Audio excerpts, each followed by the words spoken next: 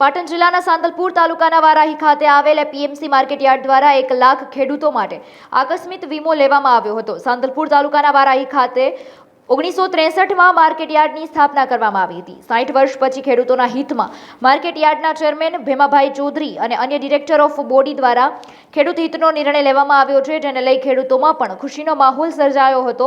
રાધનપુર વિધાનસભાના ધારાસભ્ય લવિંગજી સોલંકી, વીમા કંપનીના અધિકારી અને ભારતીય જનતા પાર્ટીના કાર્યકર્તા માર્કેટયાર્ડના ડિરેક્ટરોની ઉપસ્થિતિમાં આ વીમો લોન્ચ કરવામાં આવ્યો હતો। જણાવતા આનંદ થાય છે કે સાંતલપુર તાલુકાની એપીએમસી વારાહી ગુજરાતમાં પ્રથમ એપીએમસી છે।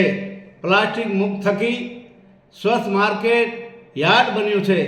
સાથે સાથે વિસ્તારના 1 લાખ ખેડૂત મિત્રો અને વેપારી મિત્રોને ભવિષ્યની ચિંતા કરી આજથી વીમા પોલિસીની શરૂઆત કરવામાં આવી છે, જેમાં અકસ્માત મૃત્યુ થાય તો ₹1 લાખ અને અકસ્માત કાયમી અપંગતા કિસ્સામાં ₹50,000 સુધીની સહાય આપવામાં આવે છે।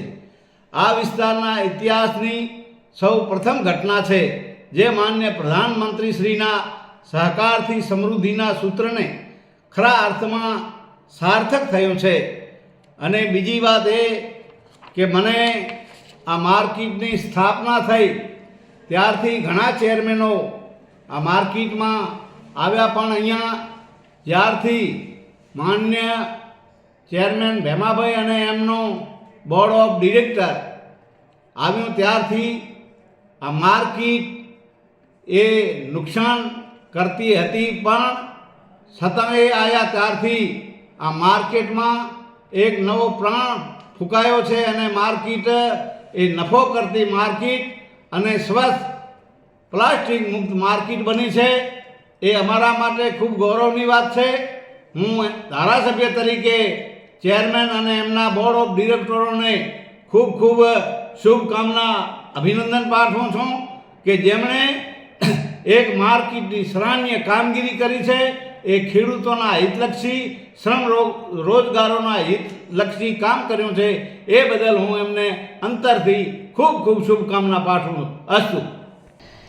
સાંતલપુર તાલુકાના તમામ ખેડૂત મિત્રો અને માર્કેટયાર્ડના વેપારી બંધુઓના સહકારથી સમૃદ્ધ બને એપીએમસી વારાહી દ્વારા ખેડૂત મિત્રોની ભવિષ્યની પણ ચિંતા કરી ઇતિહાસમાં સૌ પ્રથમવાર સાંતલપુર તાલુકાના 1 લાખ ખેડૂતો અને વેપારીઓ હમાલ અને તોલાટ મિત્રોને અકસ્માત વીમા પોલિસીની આજથી શરૂઆત કરવામાં આવી છે, જેમાં અકસ્માતમાં મૃત્યુ થાય તો ₹1 લાખ સહાય તેમજ કાયમી અપંગતાના કિસ્સામાં ₹50,000ની સહાય મળવા પાત્ર રહેશે। મને આશા છે કે આ વિસ્તારના ખેડૂતો પોતાના વિસ્તારમાં તમામ પ્રકારની સુવિધા મળી રહે તે દિશામાં અમારા બોર્ડ દ્વારા સતત પ્રયાસો કરવામાં આવી રહ્યા છે। જે માર્કેટ પહેલાં નુકસાનમાં હતી એ આજે નફો કરતી બની છે।